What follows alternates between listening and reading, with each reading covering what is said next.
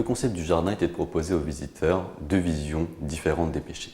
La première, généraliste, à savoir, on arrive, on voit une scène qui est gourmande, généreuse, on a envie d'y rentrer, quelque chose vraiment d'harmonieux. Les végétaux sont cohérents, ils communiquent les uns avec les autres. On se promène sur un platelage en chaîne, tout autour, on circule. Ce platelage en chaîne qui représente l'infini. On s'y promène, voilà, vraiment on est dans quelque chose d'agréable. Suite à quoi, on voit au milieu une grosse boîte carrée, en bois, un confessionnal.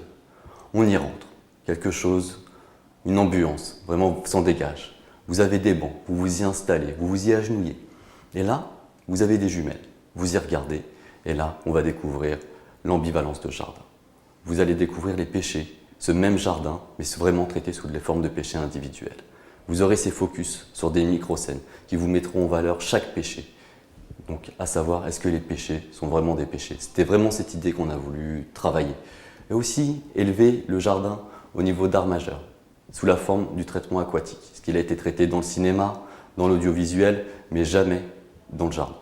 Donc ce que nous aimerions que les gens retiennent du jardin, c'est vraiment cette vision ambivalente entre le bien, le mal, il se trouve partout, et après c'est vraiment en fonction du regard et où nous nous plaçons, nous avons une vision plus claire de tout ça.